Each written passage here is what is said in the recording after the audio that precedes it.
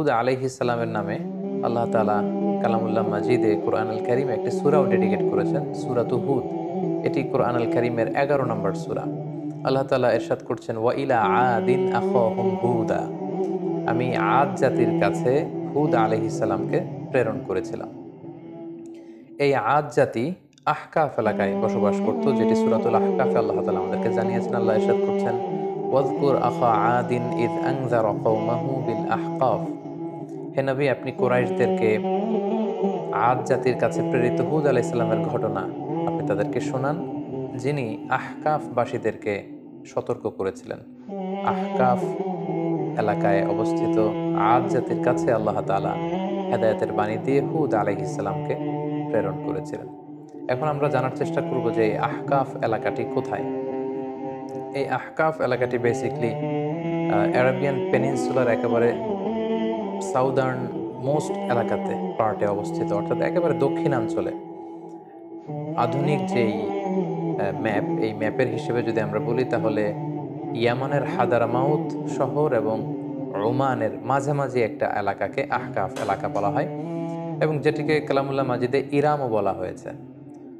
আধুনিক যারা প্রত্নতত্ত্ববিদ, মডার্ন যারা আর্কিওলজিস্ট, তাদের মতে নিউলি ডিসকভার্ড উবার সিটি বলে একটি সিটি আছে। এই সিটিটাই হচ্ছে বেসিকলি আদ জাতির ক্যাপিটাল ছিল, যেটাকে কোরআনে ইরাম বলা হয়েছে। ইরামা যাতিল ইমাদ।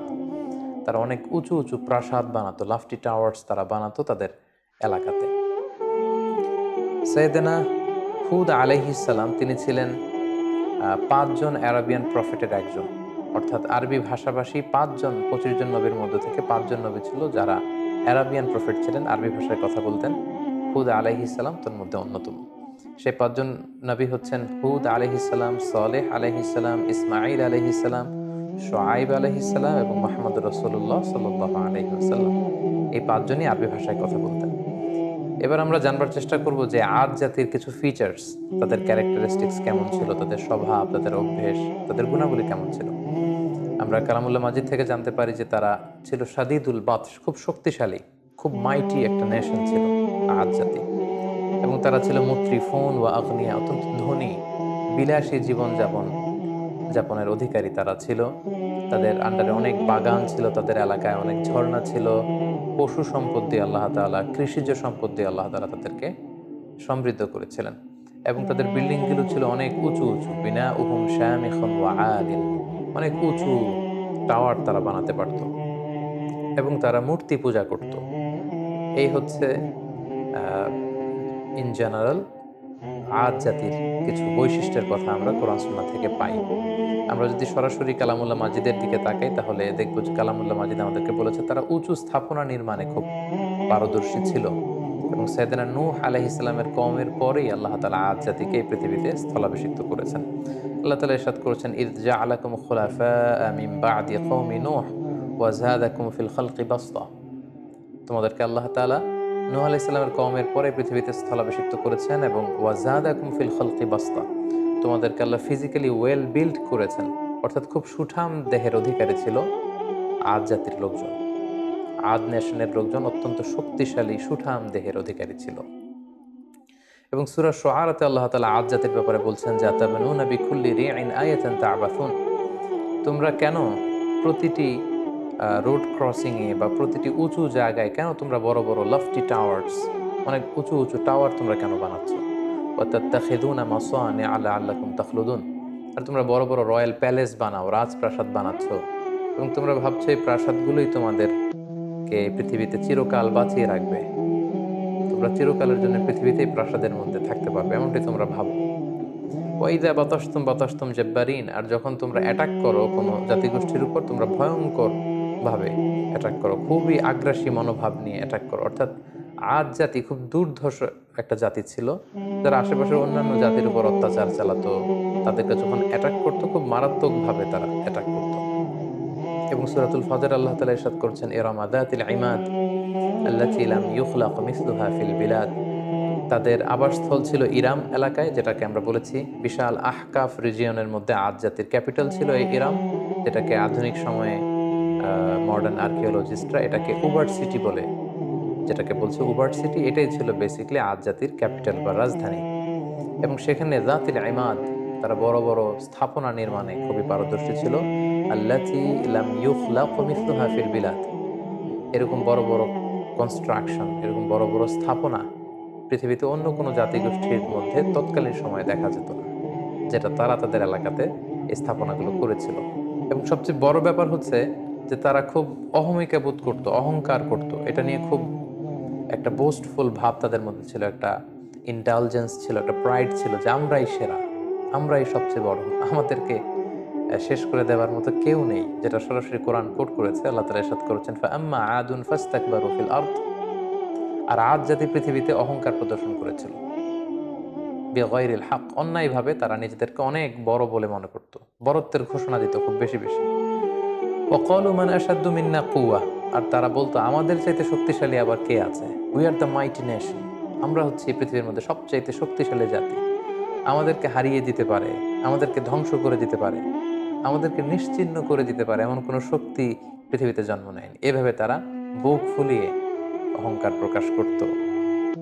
আল্লাহ তাআলা বলছেন, আওয়ালাম ইয়ারাউ আন্নাল্লাহা আল্লাযী খালাকাহুম হুয়া আশাদ্দু মিনহুম কুওয়া, ওরা কি দেখে না যে আল্লাহ তাআলা তাদেরকে সৃষ্টি করেছে, তিনি তাদের চাইতে অনেক বেশি শক্তিশালী। ওয়া কানু বিআয়াতিনা ইয়াজহাদুন, কিন্তু তারা আমার নিদর্শন থেকে মুখ ফিরিয়ে নেয়, তারা অস্বীকার করে। তাহলে ওভারঅল আদ জাতির ব্যাপারে এই তথ্যগুলো আমরা কালামুল্লাহ মাজিদ থেকে পেয়ে থাকি। তো এই জাতিগোষ্ঠীকে অহংকার ছেড়ে দিয়ে, এই দাম্ভিকতা ছেড়ে দিয়ে, এই বড়ত্ব ছেড়ে দিয়ে তারা যেন তাওহীদের দিকে ফিরে আসে, শিরকের চর্চা ছেড়ে তারা যেন এক আল্লাহর দাসত্বে বা ইবাদতের দিকে ফিরে আসে, এজন্য আল্লাহ তাআলা সাইয়েদনা হুদ আলাইহিস সালামকে এই জাতিগোষ্ঠীর হেদায়েতের জন্য তিনি আদ জাতির কাছে প্রেরণ করেছেন। এবং সাইয়েদনা হুদ আলাইহিস সালাম ওনার সর্বোচ্চ টুকুন দিয়ে পুরো জাতিগোষ্ঠীর মাঝে তাওহীদের দাওয়াতকে তিনি পৌঁছে দিয়েছেন। সূরাতুল আরাফ আল্লাহ তাআলা ইরশাদ করছেন, ওয়া ইলা আদিন আখাহুম হুদা, আমি আদ জাতির কাছে তাদেরই একজন ভাই, অর্থাৎ তাদেরই একজন লোক হুদকে নবী হিসেবে প্রেরণ করলাম। আমরা জানি যে কালামুল্লাহ মাজিদে প্রতিটি জাতিগোষ্ঠীর ক্ষেত্রে আমরা দেখেছি ভিনদেশী কোনো লোককে আল্লাহ তাআলা নবী হিসেবে অ্যাসাইন করেননি, কখনো করেননি, বরং তাদের গোষ্ঠীর মধ্য থেকে, তাদের নেশনের মধ্য থেকে, তাদের কোনো সাব ট্রাইবের মধ্য থেকে তিনি একজনকে তাদের হেদায়েতের জন্য তিনি সিলেক্ট করেছেন, যিনি তাদেরকে জান্নাতের সুসংবাদ দিবেন, জাহান্নাম থেকে ভীতি প্রদর্শন করবেন। এবং হুদ আলাইহিস সালাম সেটাই করেছেন। তাদের মধ্য থেকেই তিনি নবী হিসেবে এসেছিলেন।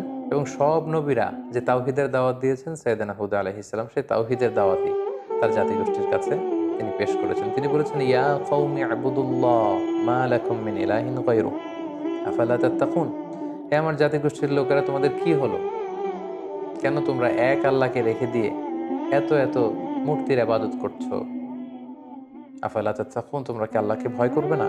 এটা একটা কমন দাওয়াত ছিল সব নবীদের, সব নবীরাই এক আল্লাহর দাস আমাদেরকে বানানোর জন্য পৃথিবীতে এসেছেন। আমরা যেন হাজার হাজার রবকে ছেড়ে দিয়ে, হাজার হাজার মূর্তিকে ছেড়ে দিয়ে, পৌত্তলিকতা ছেড়ে দিয়ে আমরা যেন এক আল্লাহর বান্দায় পরিণত হতে পারি, এটাই ছিল সব নবীদের মিশন এবং ভিশন। পাশাপাশি আমরা জানি যে আদ জাতি খুব শক্তিশালী একটা জাতি ছিল, তাদেরকে আল্লাহ তাআলা অনেক নাজ নেয়ামত দিয়েছেন। তো সাইয়েদনা হুদ আলাইহিস সালাম এই নাজ নেয়ামতের কথা স্মরণ করিয়ে দিয়েও তাদেরকে তাওহীদের দিকে দাওয়াত দিয়েছেন। তিনি বলেছেন, ওয়াযকুরু ইয জাআলাকুম খুলাফা মিন বা'দি কওমি নূহ, অর্থাৎ হে আমার জাতিগোষ্ঠী, তোমরা কি দেখছো না যে নূহ আলাইহিস সালামের পরে আল্লাহ তোমাদেরকে পৃথিবীতে সম্মানিত করেছেন। নূহ আলাইহিস সালামের কওমকে আল্লাহ তাআলা মহাপ্লাবন দিয়ে ধ্বংস করেছেন। সো তারা তো তোমাদের অ্যানসেস্টর ছিল, তোমাদের পূর্বপুরুষদের কি ভাগ্যে কি ঘটেছে এটা তো তোমরা দেখেছো। সো এটা দেখেও তোমরা কেন শিক্ষা নিবে না? এবং ওয়াজাদাকুম ফিল খালকি বাসতা, আল্লাহ তোমাদেরকে সুঠামদেহী করেছেন, শক্তিশালী করেছেন। ফাযকুরু আলা আল্লাহি লাআল্লাকুম তুফলিহুন, ফলে আল্লাহ তাআলা তোমাদেরকে যে নেয়ামত দিয়েছেন এই নেয়ামতগুলোকে তোমরা স্মরণ করো, আল্লাহর নেয়ামতের শুকরিয়া করো। এইভাবে তিনি দাওয়াত দিতে লাগলেন। পাশাপাশি তিনি বোঝাতে চাইলেন যে তোমরা যতই পাপ করো না কেন, যতই অন্যায় করো না কেন, আল্লাহর তওবার দরজা, রহমতের দরজা এটা তোমাদের জন্য খোলা সব সময়। The door of Allah is open for you 24/7। যে কোনো সময় তুমি ইস্তেগফার করো, তওবা করো, শিরক থেকে ফিরে এসে এক আল্লাহর ইবাদতে মনোনিবেশ করো, আল্লাহ তাআলা তোমাদেরকে ক্ষমা করবেন। এবং সেটাই তিনি বললেন, ইয়া কওমি ইস্তাগফিরু রাব্বাকুম, হে আমার জাতিগোষ্ঠীর লোকেরা, তোমরা আল্লাহর কাছে ক্ষমা চাও। সুম্মা তুবু ইলাইহি, আল্লাহর দিকে ফিরে আসো, come back to your lord. ইউরসিলিস সামা আলাইকুম মিদরারা, তাহলে আকাশ থেকে আল্লাহ তাআলা রহমতের বাড়ি বর্ষণ করবেন। ওয়াজিদুকুম কুওয়াতান ইলা কুওয়াতিকুম, এখন যে শক্তিমত্তা আছে এটাকে আল্লাহ আরো আরো বাড়িয়ে দিবেন, আরো শক্তিশালী জাতিতে তোমরা রূপান্তরিত হবে। ওয়ালা তাতাওয়াল্লাউ মুজরিমিন, আর তোমরা অবাধ্যতা করে পাপাচারিতায় মগ্ন হয়ে মুখ ফিরিয়ে নিও না। সাইয়েদনা হুদ আলাইহিস সালাম এভাবে তিনি জাতিগোষ্ঠীর হেদায়েতের জন্য দাওয়াত দিতে লাগলেন, তাওহীদের বাণী তিনি শোনাতে লাগলেন। কিন্তু আমরা জানি যে বেশিরভাগ নবী তাদের এলাকাতে খুব বেশি ওয়েলকাম তাদেরকে জানানো হয়নি, বরং তাদের দাওয়াতকে প্রত্যাখ্যান করা হয়েছে। এবং আদ জাতির ক্ষেত্রেও ঠিক এটাই ঘটেছে। তাদের রেসপন্স কেমন ছিল এই দাওয়ার পরে আমরা সেটা যদি দেখি, তাহলে কালামুল্লাহ মাজিদ আমাদেরকে বলছে তাদের রেসপন্স ছিল এরকম: ক্বালু ইয়া হুদু মা জি'তানা বিবাইয়িনা, হে হুদ, তুমি যে নবী কি প্রমাণ আছে, আমাদের তো বিশ্বাস হয় না। ওমা নাহনু বিতারিকি আলিহাতিনা আন কওলিক, তোমার এই কথায় তো আমরা আমাদের বাপ দাদা রেখে যাওয়া মূর্তিগুলোকে ছেড়ে দিতে পারি না। তুমি কি বলতে চাচ্ছ যে আমাদের পূর্বপুরুষরা ভুল করে গিয়েছে? আমরা তো এগুলো ছেড়ে আসতে পারি না। ওমা নাহনু লাকা বিমুমিনিন, তোমার কথায় আমরা বিশ্বাস করি না। তারা আরো বলতো, ক্বালু আজি'তানা লিতাফিকানা আন আলিহাতিনা, হে হুদ, তুমি কি আমাদের ইলাহ বা উপাস্যদের থেকে আমাদের মুখকে ফিরিয়ে নিতে চাচ্ছ, সরিয়ে দিতে চাচ্ছ? আর তুমি বলছো যে আমরা যদি মূর্তির পূজা ছেড়ে না দিই তাহলে আযাব আসবে। ফাআতিনা বিমা তাঈদুনা ইন কুনতা মিনাস সাদিকিন, তাহলে আযাব নিয়ে আসো, দেখাও, দেখি তোমার সাধ্যে কতটুকু কুলায়, তুমি কত বড় শক্তিশালী হয়েছো, তোমার আল্লাহর ক্ষমতা কতটুকু আমাদেরকে পারলে দেখাও। তুমি যে আযাবের কথা বলছো সে আযাব আমাদেরকে চাক্ষুষ দেখাও, যদি তুমি সত্যবাদী হয়ে থাকো। এভাবে সাইয়েদনা হুদ আলাইহিস সালামের দাওয়াতি কথাকে, আহ্বানকে তারা প্রত্যাখ্যান করে তুচ্ছ তাচ্ছিল্যের সাথে ওনাকে পুরো আদ জাতি তারা রিজেক্ট করল। সাইয়েদনা হুদ আলাইহিস সালাম শেষবারের মতো তাদেরকে ওয়ার্নিং করলেন এবং বললেন যে এক আল্লাহর ইবাদত যদি তোমরা মেনে না নাও তাহলে তোমাদের উপর ভয়ঙ্কর শাস্তি আসবে, ভয়ঙ্কর শাস্তি। মেঘমালা দিয়ে, প্রচণ্ড বাতাস দিয়ে আল্লাহ তোমাদেরকে ধ্বংস করে দেবেন। তারা বললেন যে ফাতিনা বিমা তাঈদুনা ইন কুনতুম মিনাস সাদিকিন, তাহলে দেখাও, সে শাস্তি যদি আসার হয়ে থাকে তাহলে নিয়ে আসো, দেখি কতটুকু শাস্তি আসতে পারে। অতঃপর আল্লাহ তাআলা সাইয়েদনা হুদ আলাইহিস সালামকে বললেন, এই জাতিগোষ্ঠীর উপর অচিরেই আমি শাস্তি পাঠাবো। আল্লাহ তাআলা ইরশাদ করছেন, ফালাম্মা রাআউহু আরিদান মুস্তাকবিলা আওদিয়াতিহিম ক্বালু হাযা আরিদুম মুমতিরুনা, হঠাৎ দেখা গেল পুরো আদ জাতির ওই এরিয়াতে, দ্য এন্টায়ার ভ্যাসিনিটিতে চারদিকে শুধু মেঘ আর মেঘ, মেঘমালা, একেবারে ক্লাউডি একটা সিচুয়েশন। এবং এরকম মেঘমালা তারা কখনো জমা হতে দেখেনি তাদের আকাশে, এবং সেটা দেখে তারা তো মহা খুশি। কারণ এই মরু এলাকাতে যখন মেঘমালা আকাশে উড়ে বেড়ায় এবং সেগুলো যখন ঘনীভূত হয়, বৃষ্টি হয়, এটা তাদের জন্য kind of mercy and blessings, এটা রহমত। কারণ এতে করে তাদের জমিন উর্বর হবে, এতে করে তাদের পশুগুলোর ওট, তারপর মেষ, ভেড়া, এগুলোর খাবারের যোগান হবে, গাছপালাগুলো সবুজ তৃণলতায় ভরপুর হয়ে যাবে পুরো এলাকা। তারা এই মেঘমালা দেখে মহা খুশি। তারা এই মেঘমালা দেখে সবাই আনন্দ উৎসবের জন্য ঘর থেকে বের হয়ে আসলো এবং তারা বললো, হ্যাঁ আর যে মুমতিরুনা, এত চমৎকার মেঘমালা, এই মেঘ থেকে বৃষ্টি হবে আর রহমের বৃষ্টিতে ভিজবে জমিন, আমাদের পুরো জমিন উর্বর হয়ে উঠবে। আল্লাহ তাআলা বললেন, বাল হুয়া মাস্তাআজালতুম বিহি, এটা রহমতের বৃষ্টি নয়, তোমরা যে আযাব চেয়েছিলে, যে হে হুদ তুমি পারলে নিয়ে আসো, দেখাও, এটা সে আযাবের একটা নিশানা। আমি প্রচন্ড বাতাস দিয়ে তোমাদের ধ্বংস করব। রিহুন ফিহা আযাবুন আলীম, অচিরেই এমন বাতাস বইবে যাতে তোমাদের ধ্বংস রয়েছে। ঠিকই সাইয়েদনা হুদ আলাইহিস সালামের যে ওয়ার্নিং পুরো জাতিগোষ্ঠীর জন্য তিনি দিয়েছিলেন, যে আল্লাহর ইবাদত যদি তোমরা না করো, মূর্তি পূজা যদি তোমরা না ছাড়ো, এই শিরকের অন্ধকার রাস্তা ছেড়ে তোমরা যদি আলোর পথে না আসো, প্রচন্ড আযাব তোমাদেরকে পাকড়াও করবে। সে আযাব আল্লাহ তাআলা পাঠালেন। আল্লাহ তাআলা সূরা হাক্কাতে বলছেন, ওয়া আম্মা আদুন ফাউহলিকু বিরিহিন সরসরিন আতিয়া, প্রচন্ড ঝঞ্ঝা বিক্ষুব্ধ বাতাস আল্লাহ তাআলা পাঠালেন। Violent wind storm with cold wave, প্রচন্ড শৈত্য প্রবাহ, প্রচন্ড ঠান্ডা ঝড়ো হাওয়া। তারা যখন বাইরে বের হয়ে আসলো, প্রচন্ড গরমের মধ্যে থেকে হঠাৎ করে ওয়েদারটা টার্ন করে ঠান্ডা হতে লাগলো। ঠান্ডা হতে হতে প্রচন্ড ঠান্ডায় পুরো এলাকার মধ্যে প্রচন্ড শৈত্য প্রবাহ শুরু হয়ে গেল এবং প্রচন্ড ঠান্ডা ঝঞ্ঝাবায়ুতে, এই ঠান্ডা ঝড়ো হাওয়াতে এলাকার লোকজন আর বাইরে অবস্থান করতে পারলো না, সকলে ঘরের ভেতরে চলে গেল। এবং আল্লাহ তাআলা বলছেন, সাখখারাহা আলাইহিম সাবআ লায়ালিন ওয়া সামানিয়াতা আইয়াম, টানা ৭ রাত ৮ দিন এই প্রচন্ড শৈত্য প্রবাহে পুরো এলাকাটাকে আল্লাহ নাস্তানাবুদ করে দিলেন। প্রত্যেকটা মানুষ প্রচন্ড ঠান্ডায় তারা যে যেখানে ছিল প্রত্যেকের ঘরে সেখানে মৃত্যুবরণ করলো। হুসুমান ফাতারাল কওমা ফিহা সারআ। আল্লাহ তাআলা বললেন, নবী হে, আপনি যদি তখন থাকতেন, আদ জাতির উপর এমন ভায়োলেন্ট উইন্ড স্টর্ম আমি পাঠিয়েছি শৈত্য প্রবাহের সাথে, পুরো নেশন ওয়াইড ডিস্ট্রাকশন ছিল সেটা। আপনি থাকলে দেখতে পেতেন যে ফাতারাল কওমা, পুরো জাতিটা একসাথে ফিহা সারআ, ভূলুণ্ঠিত হয়ে জমিনে উপর হয়ে পড়েছিল, চিৎপটাং হয়ে পড়েছিল। তাদেরকে দেখলে আপনার মনে হতো কান্নাহুম আজাজু নাখলিন খাওয়িয়া, এগুলো যেন কেমন যেন ভেঙে যাওয়া খেজুর গাছ। অনেক খেজুর গাছ আছে অনেক দিন পুরনো হয়ে যাওয়াতে এটা ভেঙে মাটিতে লুটিয়ে থাকে, ভুলুণ্ঠিত হয়ে থাকে। পুরো আদ জাতির নাসিবে আমি এটাই রেখে দিয়েছিলাম। প্রচণ্ড ঠান্ডা বাতাসে, প্রচণ্ড ঝড়ো হাওয়া দিয়ে, শৈত্য প্রবাহের মধ্য দিয়ে, রিহিন সারসার, ঝঞ্ঝা বিক্ষুব্ধ বাতাস দিয়ে আমি এই জাতিটাকে ধ্বংস করে দিয়েছি। এবং আপনি দেখলে বুঝতে পারবেন না পুরো এলাকাটার এমন ভয়ঙ্কর অবস্থা আমি আল্লাহ তাআলা করে দিয়েছি। আপনি দেখলে বুঝতেই পারবেন না যে এখানে এরকম মাইটি নেশন, এরকম শক্তিশালী একটা জাতি এখানে ছিল, এটা দেখে বোঝারই উপায় নেই। সম্মানিত শুধু ঠিক এভাবেই এই পৃথিবী থেকে এরকম একটি মাইটি নেশনের বিদায় ঘটেছে আল্লাহ তাআলার অবাধ্যতার কারণে, অহংকার প্রদর্শনের কারণে। সেদিন হুদ আলাইহিস সালামের আনিত এই দাওয়াতকে প্রত্যাখ্যান করবার কারণে পুরো জাতিগোষ্ঠীকে আল্লাহ তাআলা ধ্বংস করে দিয়েছে। এই হুদ আলাইহিস সালামের পুরো জীবনী থেকে আমরা কি শিখতে পারি? আমরা যদি কিছু লাইফ লেসন এখান থেকে নিতে চাই, তাহলে আমরা প্রথমেই বলবো, এক নম্বর যেটা আমরা শিখতে পারি যে আল্লাহ তাআলা যদি আমাদেরকে কোনো নেয়ামত দিয়ে থাকেন, আমাদের কৃতজ্ঞ হওয়া উচিত, গ্রেটফুল হওয়া উচিত, শুকরিয়া জ্ঞাপন করা উচিত, শুকরগুজার হওয়া উচিত। তাদেরকে আল্লাহ তাআলা বাসতাতান ফিল খালক, সুঠামদেহী বানিয়েছেন, শক্তিশালী বানিয়েছেন, বড় বড় টাওয়ার বানানোর সুযোগ করে দিয়েছেন, প্রতিপত্তি দিয়েছেন, শান শওকত দিয়েছেন। কিন্তু তার বিপরীতে এগুলোর শুকরগুজার তারা হয়নি। আল্লাহ তাআলা শুকরিয়া না করে তারা সেখানে অহংকার প্রদর্শন করছিল, নিজেদের বরত্বের ঘোষণা দিচ্ছিল।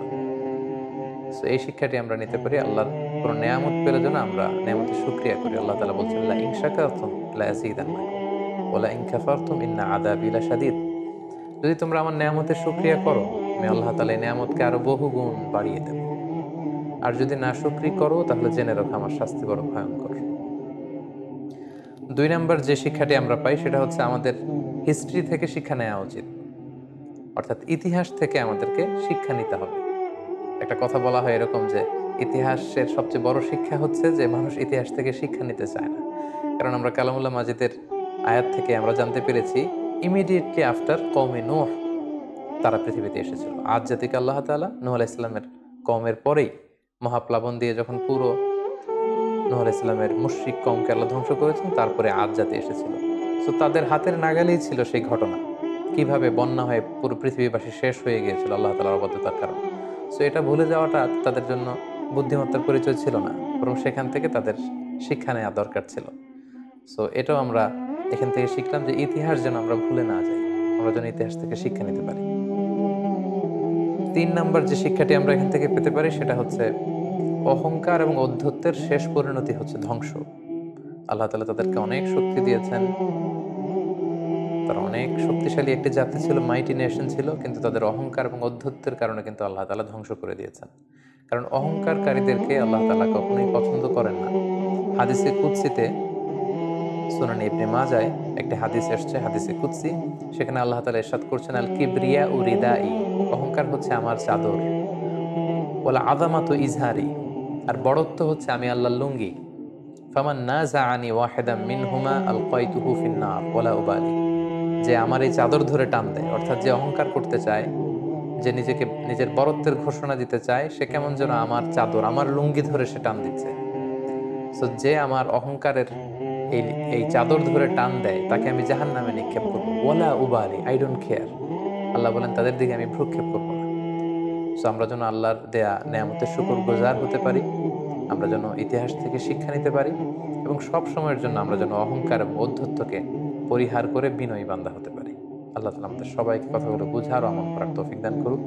হাদা মা ইনদি ওয়াল ইলমু ইনদাল্লাহ, আলাইহি তাওয়াক্কালতু ওয়া ইলাইহি উনীব। ওয়াসসালামু আলাইকুম ওয়া রাহমাতুল্লাহি